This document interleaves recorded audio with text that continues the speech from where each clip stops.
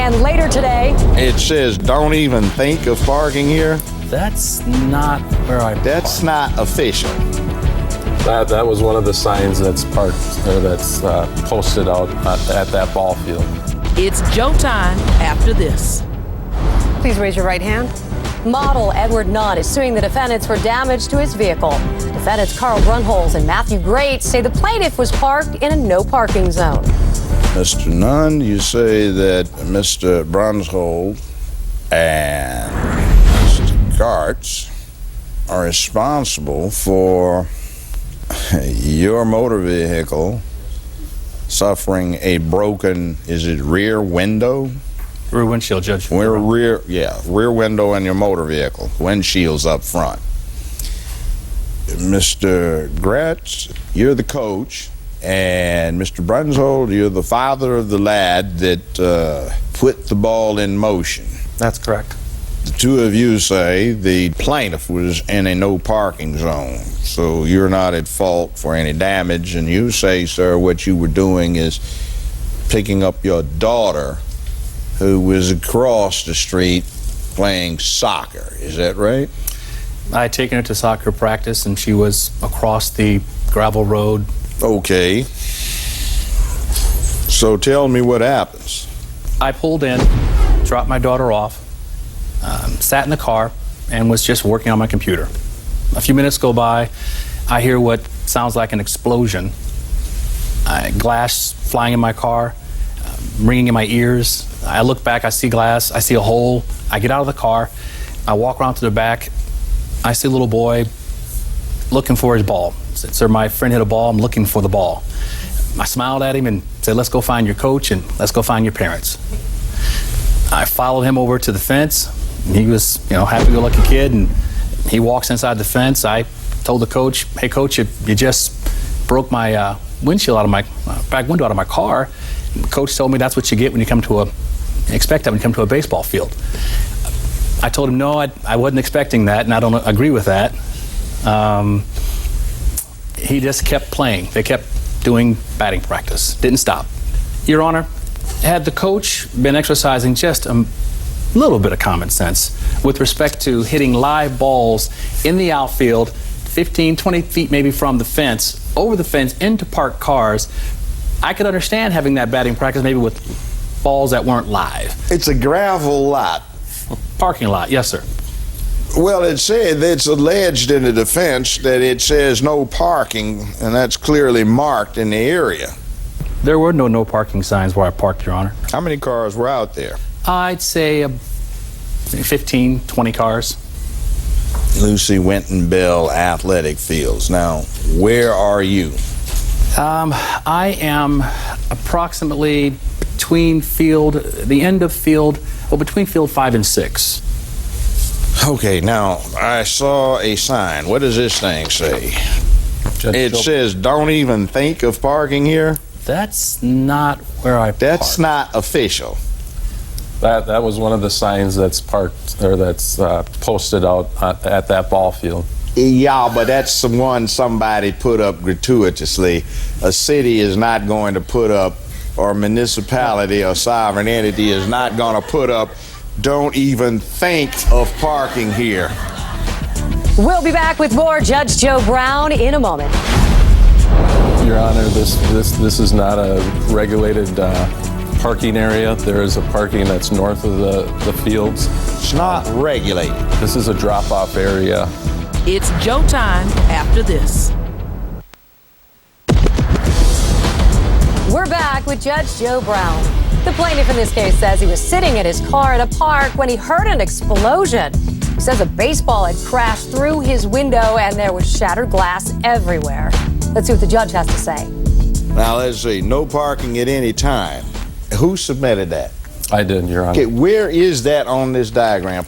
I can come up and point to it. No, just tell me, for As instance. you come right into that dirt and gravel road that comes around that area, it's placed right there, and I could. From where? So far, the evidence is this took place between field 5 and 6. Where is it relative to field 5 and 6? Where that P is in the square to the left of 5? It's the P right below the field 3, which he was Field parked 3. right in front of it. All right here I have that area adjacent to field 2 to the left. Is that what you're talking about? Yes, Your Honor. Sir, you say you were parked between field 5 and 6. 5 and 3, Your Honor. 5 and 3. What over there between 5 and 3 shows no parking? Is there anything over there that says that? Yes, there's no parking signs along the back side of that. Well, full do you fence have area. one that Yep. reflects that area? Don't even think of parking here. And how do you explain the other vehicles in that first picture where we had the line of vehicles?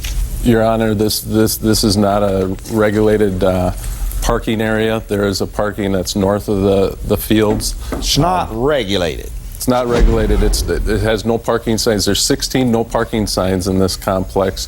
It goes around the outside of these fields that say no parking. Outside, but not that particular area. Yeah, it's right by the area. The outside of the fence facing this area that he's parked in has no parking signs. This is a drop-off area. Now, I see some that you provided says no parking. Now, where is that? That is from looking from his car right to the ball field. So he's parking, that's on the outside of the fence. That gravel you see is the same gravel that you've seen in his picture. All right. So he's, And I assume that smaller one says no parking. that Now, does say no does it say no standing or stopping? No, it does not. But you see, here's what the bottom line is. No parking at any time doesn't refer to no standing or stopping at any time. There is a distinct difference. Technically, if you're still in the vehicle, you're just standing. You're not parked. Parking is technically you got to get out of the vehicle. But I'm going to put it on a matter of fault. Yes, sir. Now, you, sir, you come in there and you know they're hitting a ball. You see it. You sort of assume the risk. No, sir, I didn't see him hitting the balls. But Well, you I agree see with kids that playing there's a risk. baseball. There is a good reason why you should not park there. Why do you think they put it up? Your Honor, the no parking was on the fence for the baseball field. It is a vacant area. Why don't you use it for parking? Why do you have no parking signs up, even if you just stopped? There were no It's parking. not because you're obstructing traffic. It's not because the parking creates a hazard. It's because the kids are doing what they do and they play baseball, and the cliche in American lore is the baseball going through somebody's window. So to prevent somebody from being aggrieved, you don't let the litigious people today park there for their own well-being, even if they technically stop.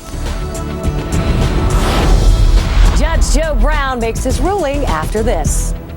Judge Joe Brown's verdict is next, but before it's Joe time, it's your time to call with your decision. Whose argument was stronger? Would you rule for the plaintiff or the defendant? Call 1-855-JOE-TIME. That's 1-855-563-8463. Call now with your decision. Find out if America agreed with you. You'll also hear about some valuable offers. It's Joe time after this, so call right now, 1-855-JOE-TIME. That's 1-855-563-8463. Closed captioning for Judge Joe Brown, sponsored by... You assumed a risk by stopping there. I know you're stuck, but this is one of those kind of things you don't bring a lawsuit on. You just kind of work out person to person, responsible adult to responsible adult. I understand your anger at the broken window. It's a damnable inconvenience, but this isn't the way to handle it. This is not something that should be here. This is everybody's concern with a child or children, so let's work it out so we don't screw them up any further. All right, that'll be denied. Courtroom is now in recess. The plaintiff can call foul all he wants, but baseballs are a part of the game at the park, and both sides could have used more common sense. But this claim is dismissed. We'll be right back. Next, Judge Joe.